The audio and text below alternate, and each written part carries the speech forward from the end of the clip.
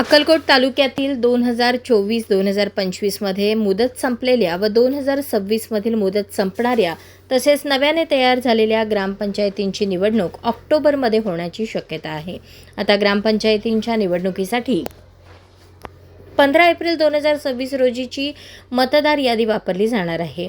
24 जुलैला प्रभागनिहाय प्रारूप मतदार याद्या प्रसिद्ध केल्या जाणार आहेत। या निवडणुकीसाठी संगणक प्रणालीद्वारे मतदार याद्या तयार केल्या जाणार असून महा-आयटीने विकसित केलेल्या सॉफ्टवेअरमधून प्रभागनिहाय प्रारूप व मतदार यादी तयार केली जाणार आहे। राज्य निवडणूक आयोगाने जिल्हाधिकारी कार्यालयाला यूजर आयडी व पासवर्ड दिला आहे। त्यावरून तालुक्यांसाठी यूजर आयडी व पासवर्ड तयार केले जाणार आहेत। त्यानंतर ग्रामपंचायत निहाय विधानसभा क्रमांक व एकूण प्रभागांची संख्या ही माहिती ग्रामपंचायत निहाय भरली जाणार आहे।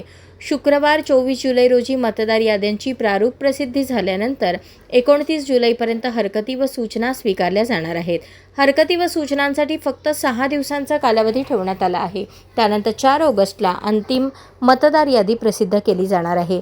साधारणतः ऑक्टोबर-नोव्हेंबरमध्ये प्रत्यक्ष निवडणुका घेतल्या जाण्याची शक्यता आहे।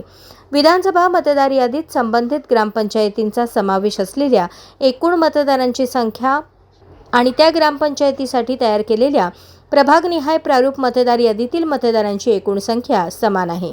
म्हणजेच संबंधित ग्रामपंचायतीतील विधानसभा मतदार यादीतील सर्व मतदार त्या ग्रामपंचायतींच्या सर्व प्रभागांच्या प्रारूप मतदार यादीत समाविष्ट करण्यात आले आहेत। तसेच संबंधित ग्रामपंचायतीच्या हद्दीबाहेरील मतदार त्यामध्ये समाविष्ट झालेले नाहीत याची खात्री केली जाणार आहे।